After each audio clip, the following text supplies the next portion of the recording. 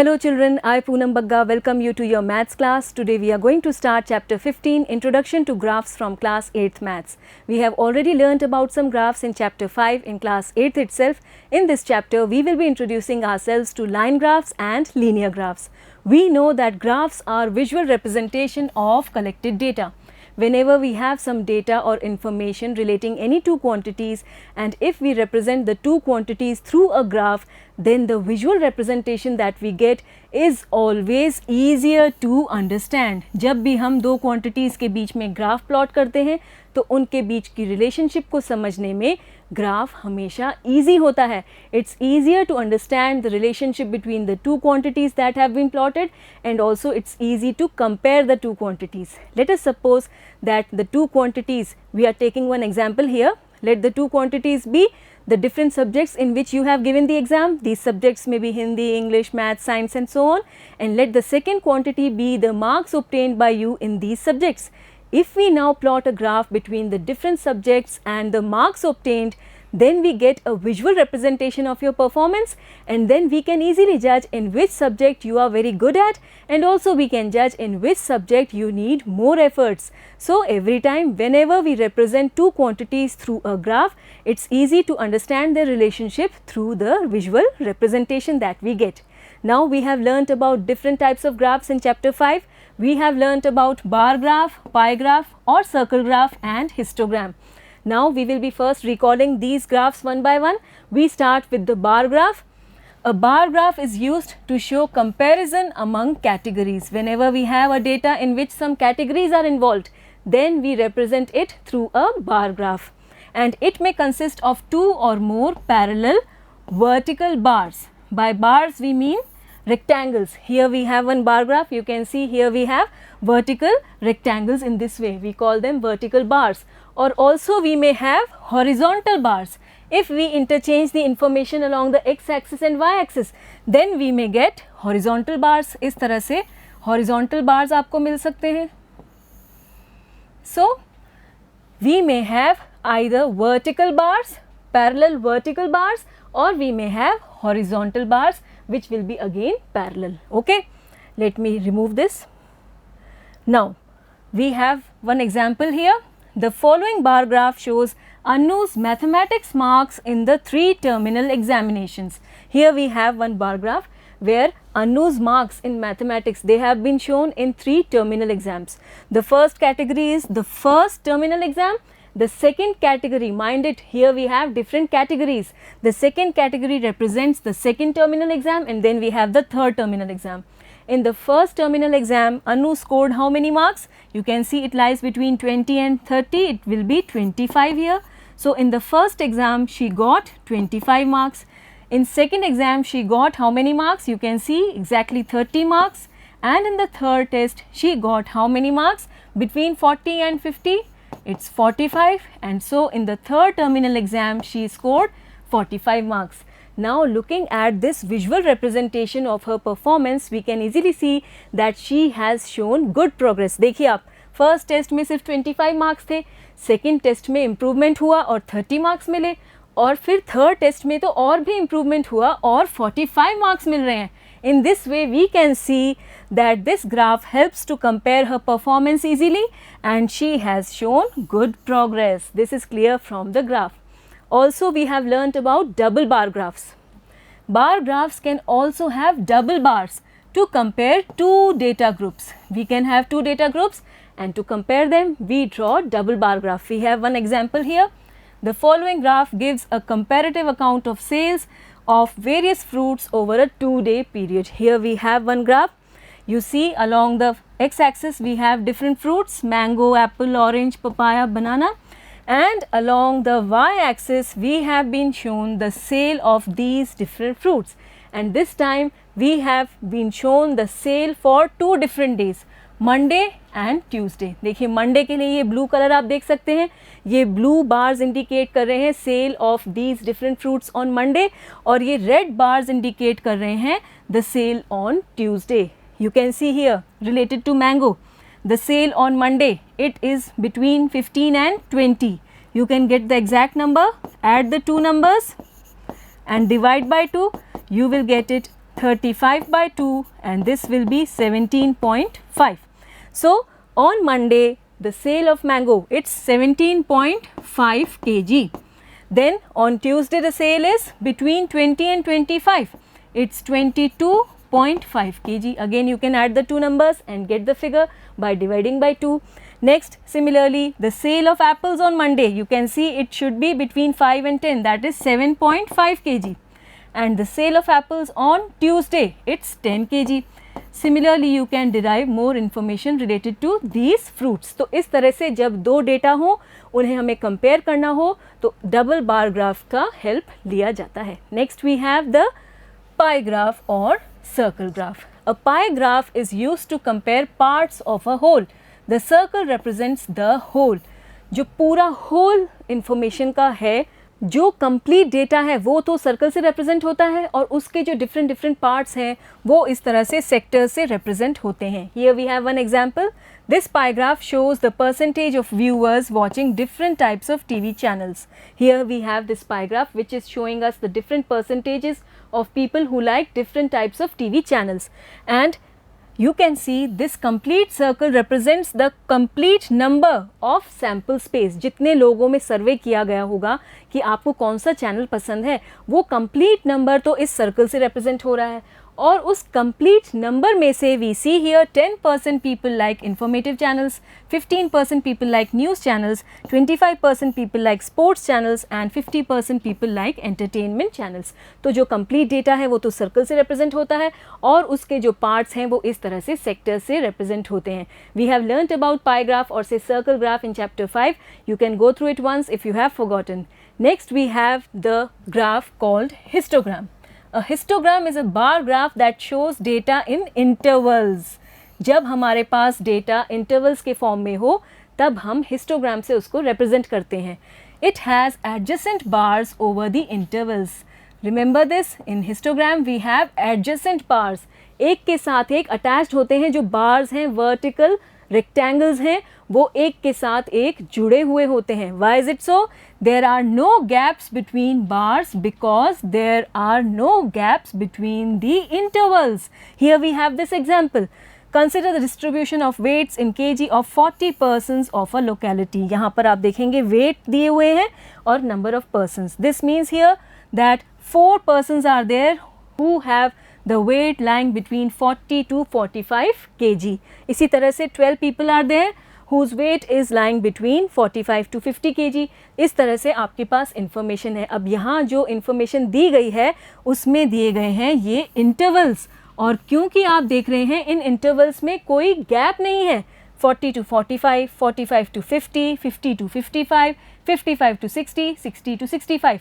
तो इन इंटरवल्स में कोई गैप नहीं है. तो ऐसे में जो इनका हिस्टोग्राम बनेगा इसमें जो वर्टिकल बार्स हैं उनमें भी कोई गैप नहीं है, ये आपस में जुड़े हुए हैं. These are called adjacent bars and this is the speciality of a histogram. ठीक है, अब आप ग्राफ में देख लीजिए 40 टू 45 kg के बीच में है 4 पीपल. तो एक्स एक्सिस के अलॉन्ग तो वेट ले लिया गया है इन kg और y एक्सिस के अलॉन्ग है नंबर ऑफ पर्सन्स. तो 40 टू 45 kg के बीच में है 4 नंबर ऑफ पीपल, 45 to 50 के बीच there are 12 people and so on. You can get the information from this graph. Now one thing more you can see here, this jagged line in between. What does this mean? This indicates that numbers between 0 and 40 are not shown along the x-axis. x-axis के along आप देखिए 40 to 45 के बीच में कितना difference है? 5 का. 45 से 50 भी हम ले रहे हैं 5 का डिफरेंस. 50 से 55 के बीच में भी 5 का डिफरेंस है. यहाँ भी 5 का डिफरेंस है और यहाँ भी 5 और यहाँ भी 5. तो लगातार सभी दो नंबर्स के बीच में 5 का गैप है. लेकिन 0 और 40 के बीच में तो 40 का डिफरेंस है. ये तो डिफरेंस सेम होना चाहिए अलॉन्ग द एक्सिस. पूरी एक्सिस के अलॉन्ग जो नंबर्स हैं उनके बीच में डिफरेंस सेम होना चाहिए. अब क्योंकि ये डिफरेंस 40 यूनिट्स आ रहा है इसका मतलब यहाँ पर हमें बनानी होगी एक जैगेड लाइन. और इसका क्या मतलब है कि जो 0 और 40 के बीच के नंबर्स हैं वो हैं तो सही पर हम उनको शो नहीं कर रहे हैं. हम हमारा डेटा शो कर रहे हैं फ्रॉम दिस नंबर 40 और 0 से 40 के बीच के नंबर्स हम शो नहीं कर रहे हैं इस जिगजैग लाइन. और we also call it as kink और we also call it as zigzag line. इसका मतलब यही होता है कि बीच के नंबर्स हम शो नहीं कर रहे हैं, even though they are there but we are not showing them. यहाँ पर आप देखिए 2 का गैप है, 0 से 2, 2 to 4, 4 to 6, तो कोई भी नंबर्स बीच में मिसिंग नहीं है, और ऐसे में हमने यहाँ पर जैगेड लाइन या कह लीजिए जिगजैग लाइन नहीं बनाई है। Is it okay? So these were the graphs that we already knew from chapter 5. Now in this chapter we are going to introduce ourselves to line graph. अब ये line graph क्या होता है? Let us see. A line graph displays data that changes continuously over periods of time. Time के साथ जो change हो रहा है दूसरी quantity में, जब हम उन दो quantities के बीच में graph बनाते हैं, we get a line graph. तो यहाँ पर time period का बहुत role है. A line graph consists of bits of line segments joined consecutively. अब आप देखिए, हमने बार ग्राफ पढ़ा या हिस्टोग्राम पढ़ा, वहाँ पर हमें वर्टिकल बार्स मिल रहे थे. In case of line graph हमें मिलेंगे लाइन सेगमेंट्स. लाइन सेगमेंट्स के थ्रू हमें जो ग्राफ मिलेगा, joining the line segments consecutively, we call it as line graph. We have one example here to understand. When Renu fell sick, her doctor maintained a record of her body temperature taken every 4 hours. This data can be represented through a time temperature graph. Here we have one data given. यहाँ पर देखिए आप, time दिया गया है 6 AM, 10 AM, 2 PM, 6 PM. तो every 4 hours doctor is recording the temperature of Renu. 6 AM पर temperature था 37 डिग्री सेल्सियस, 10 AM पर टेम्परेचर था 40 डिग्री सेल्सियस, 2 PM पर टेम्परेचर था 38 और फिर 6 PM पर 35 डिग्री सेल्सियस. अब यहाँ पर ये हो गया एक डेटा, ये सेकंड डेटा, ये थर्ड, ये फोर्थ, ये 4 इन्फॉर्मेशंस हो गई अलग अलग टाइम के हिसाब से. तो देखिए क्या दिया जा रहा है यहाँ पे, data that changes continuously over periods of time. तो पीरियड ऑफ टाइम के साथ साथ ये डेटा कंटिन्यूसली चेंज हो रहा है, तो यहाँ बनेगा लाइन ग्राफ. अब ये ईच पीस ऑफ इंफॉर्मेशन जो है, इसको पहले हम एक पॉइंट से प्लॉट करते हैं ग्राफ पेपर पर. इस इंफॉर्मेशन को एक पॉइंट से रिप्रेजेंट करते हैं. Corresponding to 6 AM we will be marking a point corresponding to 37 degrees Celsius. Here we have, along the x axis we have taken the time, along the y axis we have taken the temperature. और अब आप देखिए 6 AM पर 37 degree Celsius, यहाँ से आप चलेंगे ऊपर वर्टिकली 6 AM और यहाँ से आप चलेंगे तो यहाँ आपका नंबर होगा 37 और उसके करस्पॉन्डिंग जहाँ दोनों मिलेंगे ये हो गया वो पॉइंट. दोनों इन्फॉर्मेशन जहाँ पर मिल रही हैं, we have this point and so here we get the point related to this information. इसी तरह से ये जो information है 10 AM और 40 डिग्री सेल्सियस, इसके रिलेटेड भी एक पॉइंट होगा. Here we have 10 AM और ये हो गया 40 डिग्री सेल्सियस. यहाँ से आप वर्टिकली ऊपर चलिए और यहाँ से आप हॉरिजॉन्टली चलिए, दोनों यहाँ पर मिलेंगे और इस तरह से ये पॉइंट आपका रिप्रेजेंट करेगा the second piece of information. इसी तरह से 2 PM पर 38, तो देखिए यहाँ पर 2 PM और यहाँ 38, दोनों तरफ से चले तो ये पॉइंट मिल गया थर्ड पॉइंट. और इसी तरह से 6 PM पर 35 डिग्री सेल्सियस, 6 PM से चलिए ऊपर और 35 आपको मिलेगा 34 और 36 के बीच में, ये पॉइंट रिप्रेजेंट कर रहा है इस इंफॉर्मेशन को. So we get 4 different points related to these 4 different informations, and now we join these points through line segments. Here we have a line graph consists of bits of line segments joined consecutively. तो अब हमें जो points मिल गए हैं इनको हम line segments से join करेंगे. We will join these 2 points, then join these 2 points, then join these 2 points. और इस तरह से आपको क्या मिल रहा है, the line graph representing the relationship between these two quantities, time and temperature. And since here we are showing the relationship between time and temperature, so this graph is also known as time temperature graph as written here. Okay, now we have understood what is meant by line graph, and now we are ready to do some examples from your book. Here we have example 1. A graph on performance. The given graph represents the total runs scored by 2 batsmen A and B during each of the 10 different matches in the year 2007. Study the graph and answer the following questions. Here we have been given some questions which we have to answer after studying the line graph that is given. Here we have the given line graph. In fact, there are two line graphs. One is the dotted line, which is corresponding to batsman A, the runs scored by batsman A, and the second is the solid line, which is showing us the runs scored by batsman B. And both these batsmen have played 10 matches, which we have indicated along the x-axis, and along the y-axis the runs scored by these batsmen in these different matches have been indicated. तो इस तरह से दो line graph यहाँ पर आप देख सकते हैं. और अब इस ग्राफ को स्टडी करते हुए हमें इन क्वेश्चंस के आंसर्स देने हैं. What is the first question? What information is given on the two axis? जो दोनों एक्सिस हैं उन पर क्या इन्फॉर्मेशन दी गई है? We start the solution here. Along the x axis देखिए क्या दिया गया है. The different matches have been indicated. So for the first part we write the x axis indicates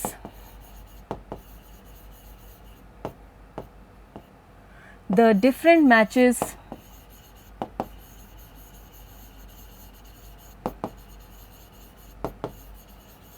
played by the two batsmen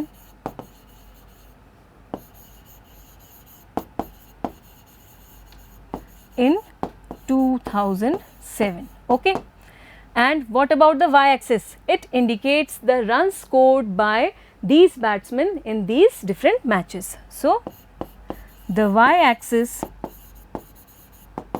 shows the runs scored by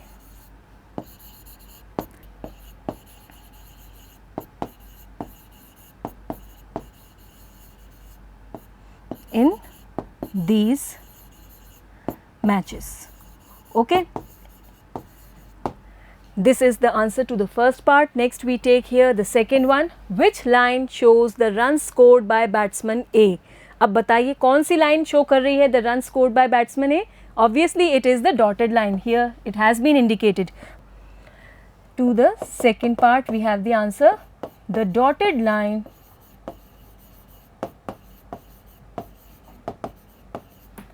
indicates the runs scored by batsman A.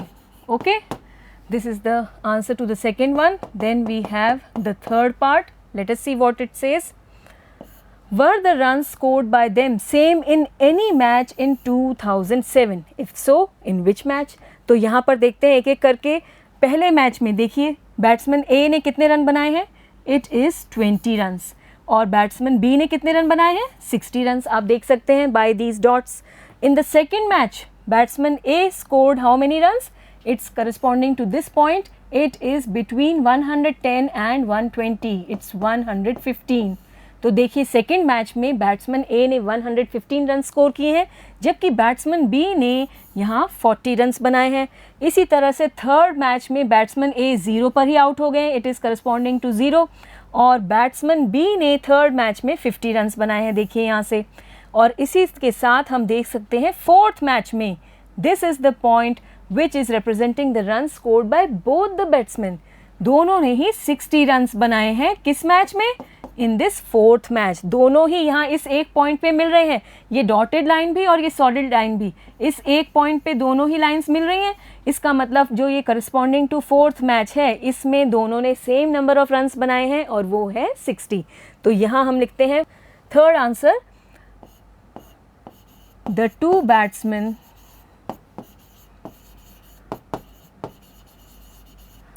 scored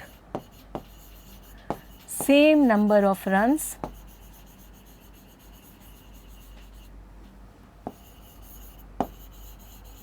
you can also indicate 60 runs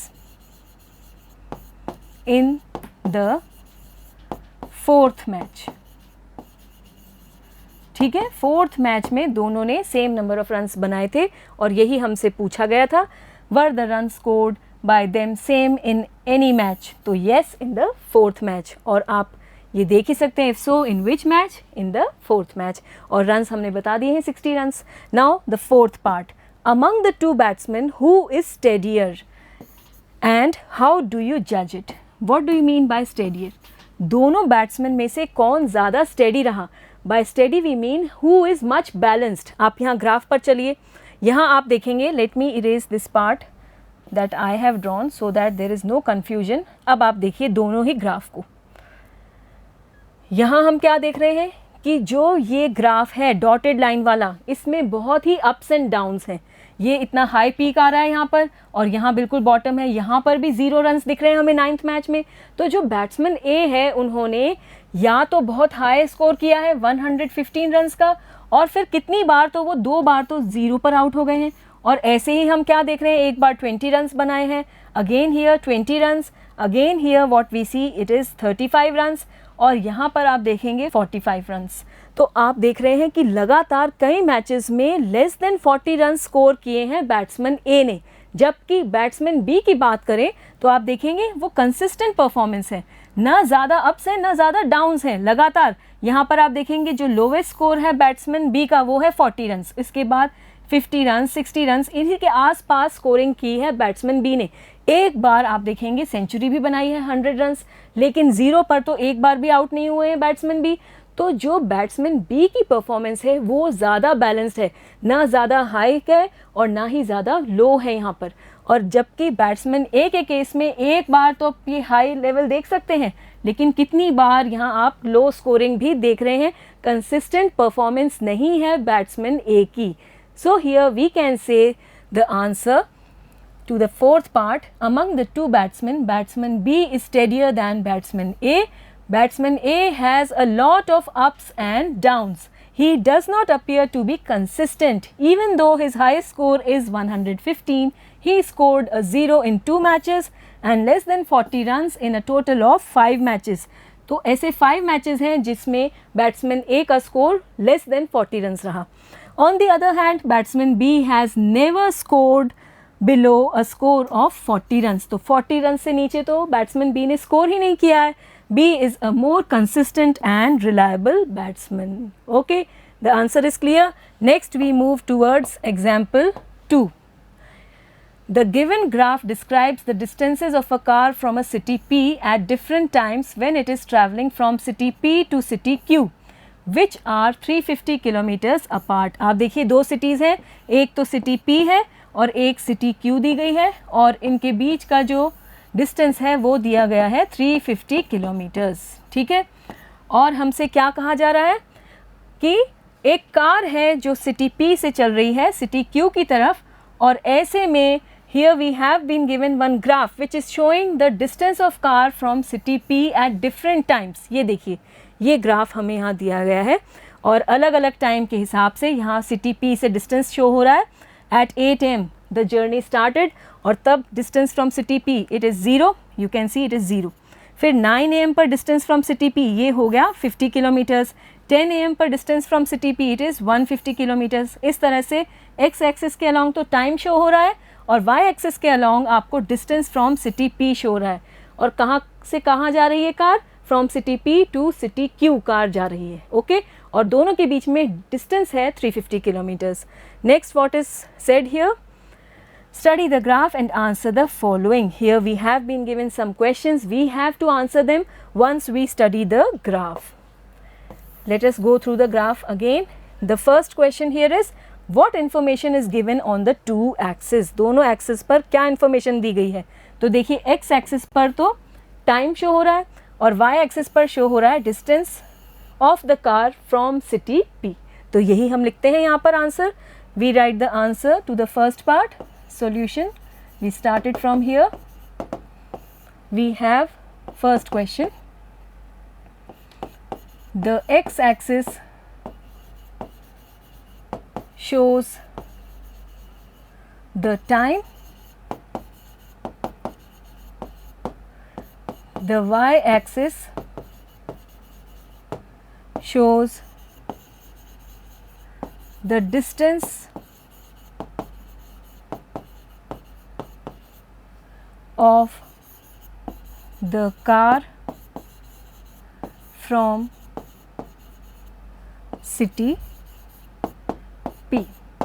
ठीक है, ये दोनों information show हो रही हैं along the two axis. Now the second question, from where and when did the car begin its journey? देखिए कहाँ से स्टार्ट कर रहे हैं, from city P, city P से ही तो स्टार्ट कर रहे हैं, जहाँ पर डिस्टेंस आप देखेंगे सिटी पी से 0 है, तो सिटी पी से जर्नी स्टार्ट हो रही है और कितने बजे स्टार्ट हो रही है, it is starting at 8 AM. So we write the answer to the second part here.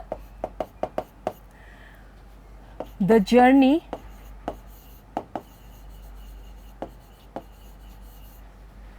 began from city P at 8 AM.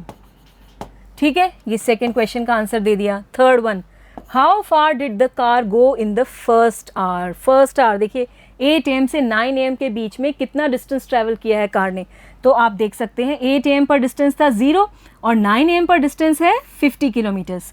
तो फर्स्ट आवर में डिस्टेंस कितना ट्रैवल हुआ, it's 50 kilometres. So we can write the answer. We take the next page here to write the answer to the third part. The distance covered by the car in the first hour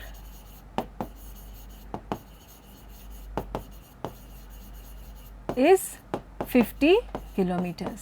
ठीक है, तो इस तरह से हम graph को पढ़ते जा रहे हैं, स्टडी करते जा रहे हैं और क्वेश्चंस के आंसर्स देते जा रहे हैं, और आप देखेंगे कि ग्राफ को पढ़ना बहुत आसान है.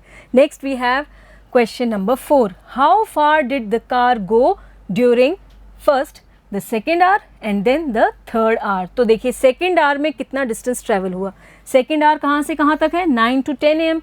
अब 9 o'clock पर जो डिस्टेंस था सिटी पी से वो है 50 किलोमीटर्स, और 10 बजे कितना डिस्टेंस है सिटी पी से, इट्स 150 किलोमीटर्स. तो कितना डिस्टेंस ट्रैवल हुआ इस एक घंटे में, it will be 150 minus 50, that is 100 kilometres. We write the answer here to the fourth part. The distance covered by the car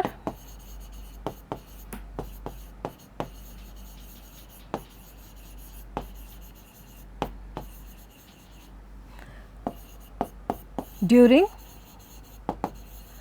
second hour, it is between 9 to 10 AM. Between 9 AM to 10 AM. This will be equal to 150 minus 50, that is equal to 100 kilometers. ठीक है, और फिर हमसे पूछा है during third hour. Third hour में कितना distance travel हुआ, it is between 10 AM to 11 AM. ये हो गया थर्ड आवर. देखिए पूछा क्या है, थर्ड आवर में कितना डिस्टेंस ट्रैवल हुआ. फिर हम देख रहे हैं थर्ड आवर कहाँ से कहाँ तक है, 10 AM से 11 AM. 10 AM पर डिस्टेंस था सिटी पी से 150 किलोमीटर्स और 11 AM पर डिस्टेंस है 200 किलोमीटर्स. तो इस थर्ड आवर में कितना डिस्टेंस ट्रैवल हुआ, 200 kilometres minus 150 kilometre. We write here it will be 200 minus 150 equal to 50 kilometers. This is the answer. Clear है. Next we have one more question. Fifth one, was the speed same during the first 3 hours? How do you know it? देखिए graph को, क्या first 3 hours में speed same है हर बार, तो आप देखेंगे first hour में कितना डिस्टेंस ट्रैवल हो रहा है, 50 किलोमीटर्स. फिर सेकेंड आवर में 100 किलोमीटर्स तय हो रहा है. देखिए ये फर्स्ट आवर में 50 था, सेकेंड आवर में 100 किलोमीटर्स और फिर से थर्ड आवर में कितना 50 किलोमीटर. तो क्योंकि अलग अलग डिस्टेंस ट्रैवल हो रहे हैं तो जिसका मतलब हुआ ये कि speed is not the same. We can write the answer here now related to fifth part. We make some space here. The speed is not same during the first 3 hours as the distance covered in second hour is different from that covered in the previous hour.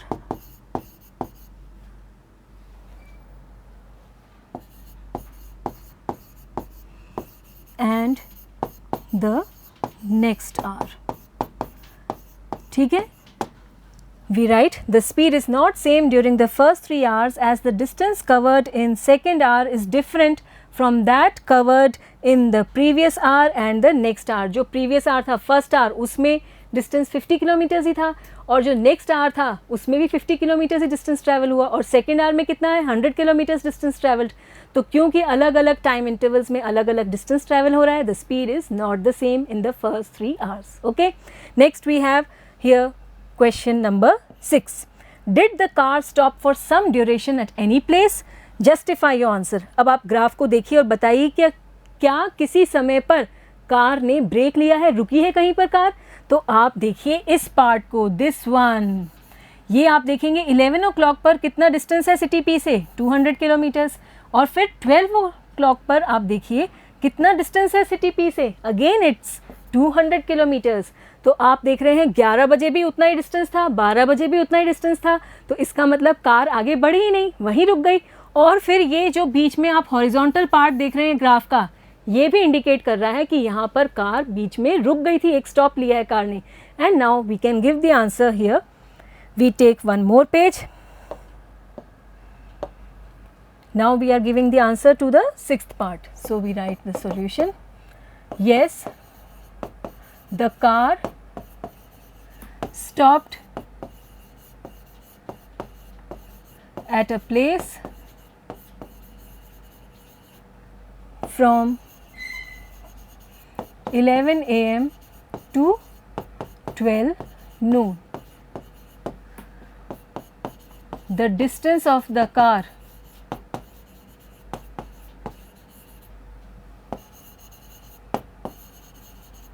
from city P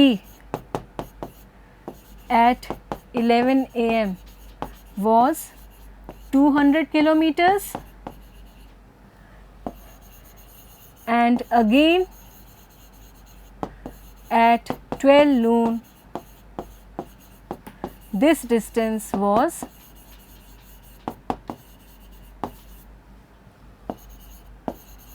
200 kilometres.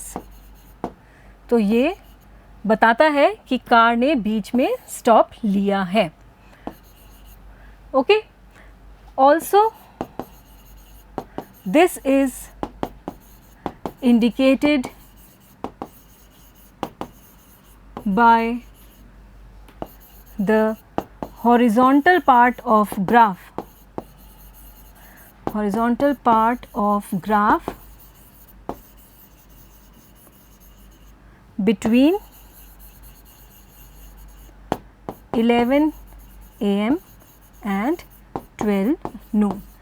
तो ये जो horizontal part है graph का, यहाँ पर आप देखेंगे इससे भी ये इंडिकेट हो रहा है कि कार ने बीच में एक जगह स्टॉप लिया है. Next we have part 7th. When did the car reach city Q? अब आप देख के बताइए, यहाँ पर 2 PM पर आप देखेंगे ये सिटी क्यू पर पहुँच गई है, पूरा डिस्टेंस ट्रैवल हो गया है 350 किलोमीटर्स. यहाँ से आप डिस्टेंस रिलेट कर सकते हैं, इट्स 350 किलोमीटर्स. और ये कितने बजे हो रहा है?